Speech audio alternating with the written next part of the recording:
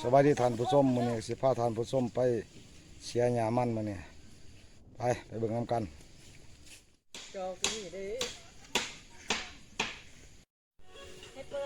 พนักงานเสียหญ้ามัน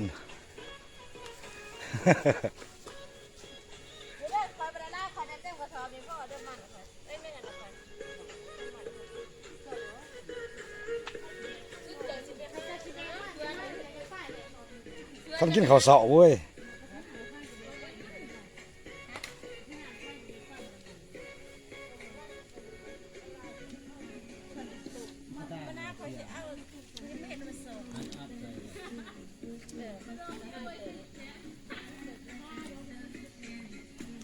งานเสียหญ้ามัน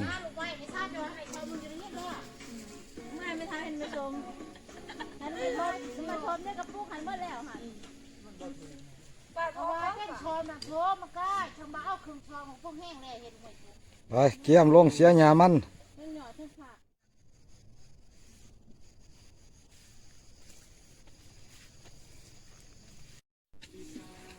โอ้หญ้ากลัวตัวมันโอ้จะเป็นดงเลย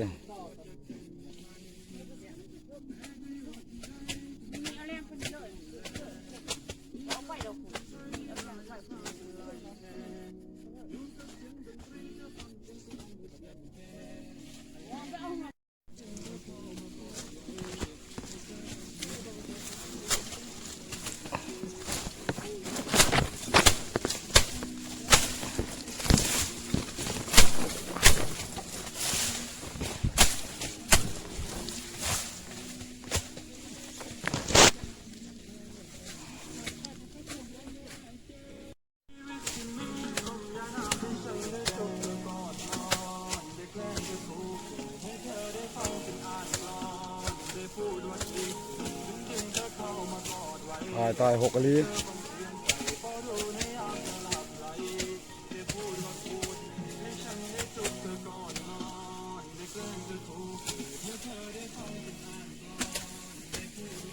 จะปลาเหงา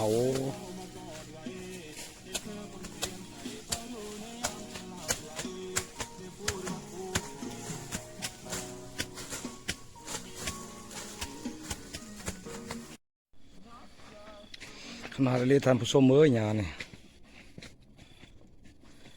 นักเสียหญ้าซอยอ้ายที่เป็นปลาอยู่นี่หญ้ายังเหินหญ้าจรวดลึก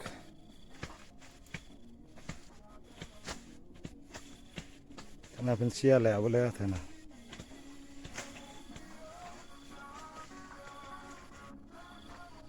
แค่นี้ตีเสียบ่ทันแล้วหกกะลี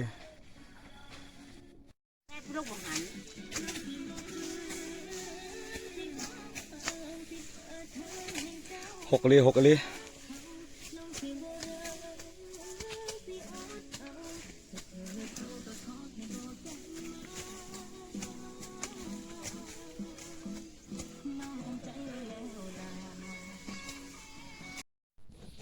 นอนดับผักพรเด้อ ไว้แล้วคอยเหือใหญ่สะอย่างเบิ้งโตขึ้นทางแล้ว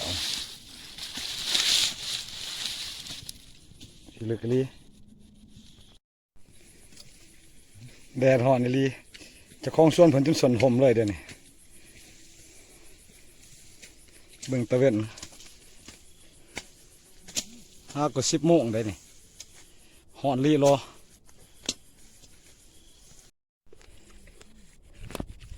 มาอันนี้ก็กินได้เลยนี่เบิ่งผมกินมาบ้านเขาเอิ้นมาส้มแหบ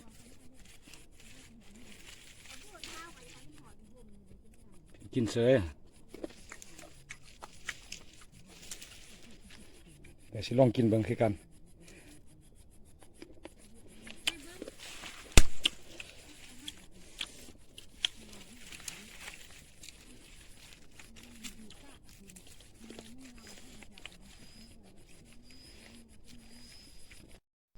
จังไรห่อนแห้งบ่ หอนได้หอน อนได้เหรอ มาสนทมแล้วจะเบิ่งนี่ ต้นโฮมแล้วหอนได้ พี่บอกว่าบอยู่ดิ อันนี้ฮะก็10 โมงน้อยๆจักหน่อย เห็นเลยปลาดุก ห่อนนี่ลี ลงเลยแล้วอยู่เห็นได้ซ้ 15หน่อใหม่ช่วยชี้ว่า ห่อนหลายห่อนลีมื้อนี้ผู้เสียน้ำผู้พักผ่อนน้ำ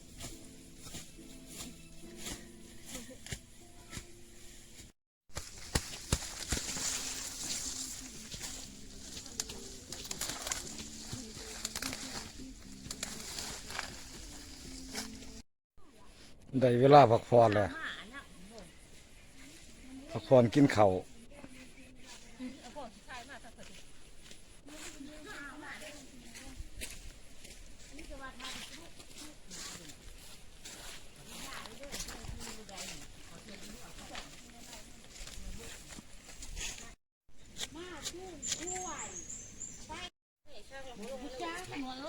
นี่กระทงเพราะเขาว่าจะเอาแล้วนี่กับสิปิ้งป้าเนาะปิ้งป้าดู ข้าวผัดคือผู้ที่ผัด มากินข้าวน้ำกันนี่แกงหน่อไม้ปิ้งปลา